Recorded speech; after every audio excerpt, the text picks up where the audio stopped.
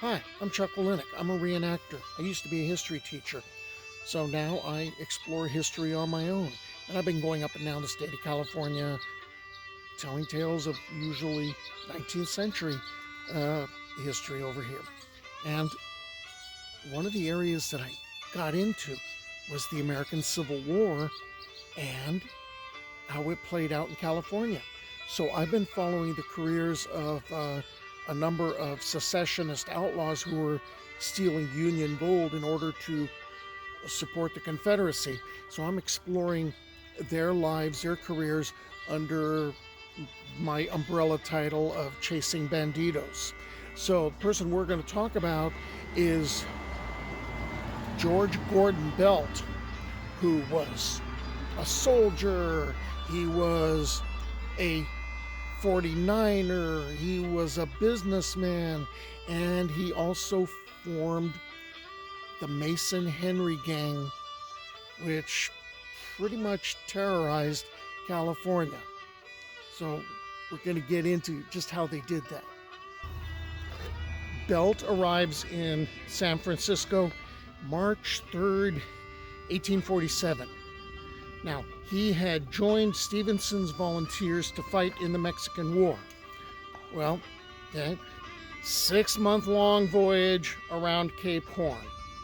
He arrives in San Francisco and basically ends up getting discharged, but the proviso is you got to stay in California. You've got to help settle this place. All right, and so the Mexican War is going to end like a year later. But now, okay, he's going to become part of California. Belt then got married, had 9 kids, and that kind of helped establish him more as a Californian. He settled in Stockton, California in 1849 and opened a tent store. He was appointed as a licensed trader at the Merced Indian Reservation in 1850. Belt's ferry and store on the Merced River were about 7 miles upriver from Snelling's Ranch. This tent store was used mostly for supplying the Indians in that part of the San Joaquin Valley under contract with the federal government. He operated this store during the Mariposa or Yosemite Indian War, which was fought between December of 1850 and June of 1851, and that was sparked by the discovery of gold in the area, which brought in a large number of miners who, of course, wanted the land, and the war started. After the Mariposa War, Belt ended up becoming the first alcalde or municipal official for Stockton.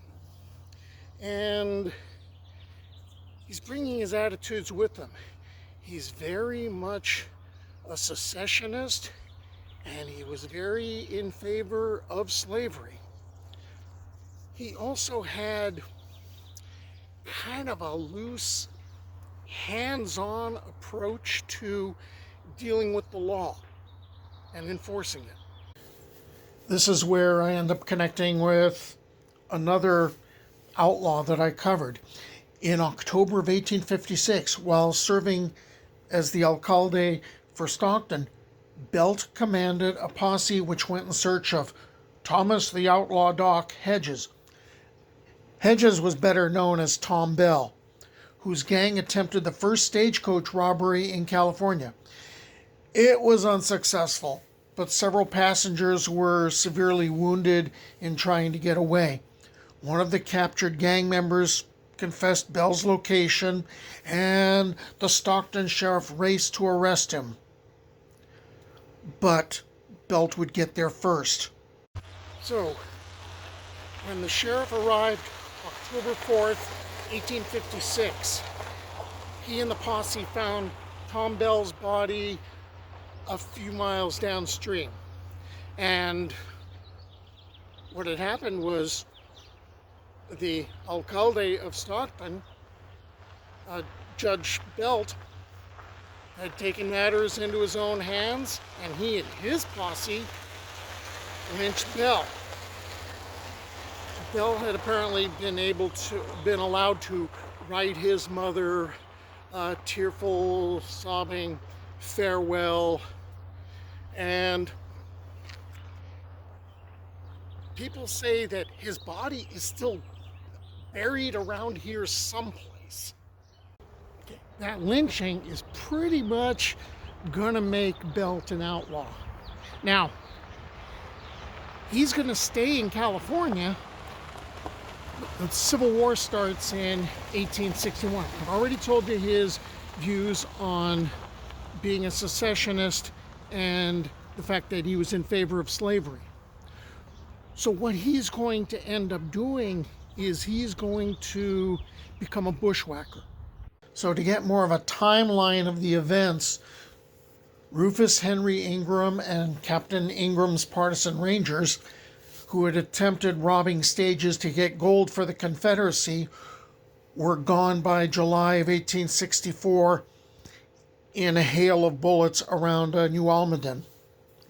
The idea of robbing stages for the Confederacy didn't disappear with the passing of Ingram's Rangers, though. Okay, so here's the problem. Belt is really a dedicated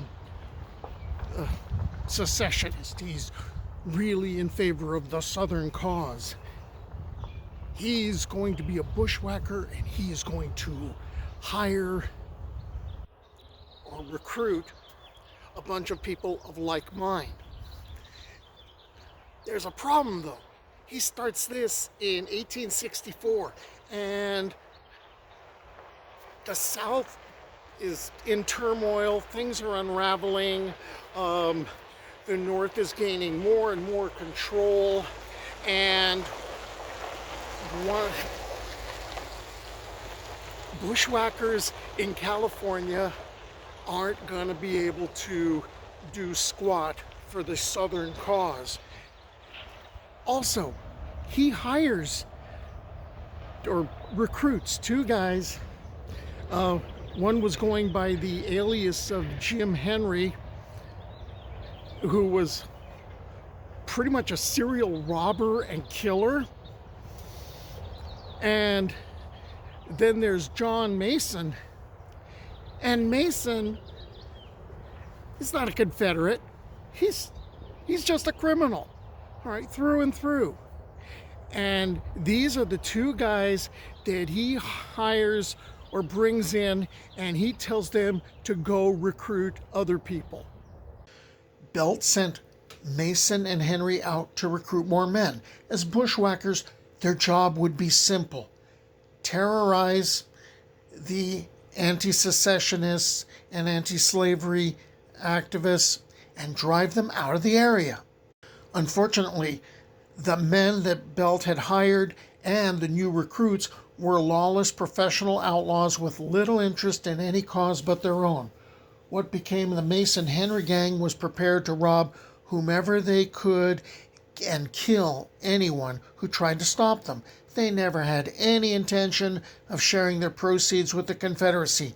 They posed as Confederate Partisan Rangers, but they acted as outlaws. So, it's November 8th, 1864. The election is over. Abraham Lincoln has been reelected. He's going to be the next president, or president again, and there's much rejoicing. And pretty much a lot of the secessionists are going, yeah, you know what, the game's pretty close to being over. And even in places like Visalia, which was considered, it was nicknamed the Charleston of California. Even a lot of the secessionists there are like, yeah, okay, and people are patching up their differences. Well, the Mason-Henry gang is not done, and the killings go on. After the murders following the celebration of Abraham Lincoln being reelected, the Mason-Henry gang was prepared to keep on killing. There was a stagecoach robbery between Watsonville and Visalia. 3 more murders were committed there. Over the next few months, the gang rode through Monterey County, Santa Cruz County, Santa Clara County, robbing and killing as they went. None of their actions ever benefited the Southern cause, nor were they intended to. It's unrecorded whether Belt regretted hiring Mason and Henry into his force once news of the duo's depredations reached his ears. That's lost to history. By January of 1865, the gang was notorious and it was actively being hunted by lawmen such as John Hicks Adams and the military. Adams is given a lot of credit for chasing them pretty much out of Central California. Both cavalry and infantry were assigned to track them down, dead or alive. With the Confederate surrender in April of 1865, there was the end of the Civil War, and since the war was over, Belt's career as a bushwhacker was over.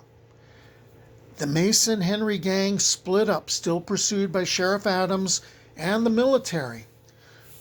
When its members scattered into Southern California, they were no longer guerrillas, no longer partisans, just common criminals with a price on their heads. So the Mason-Henry gang moves from the Central Valley to Southern California, and they're going to be cattle rustling in the San Gabriel Mountains and in the San Bernardino area.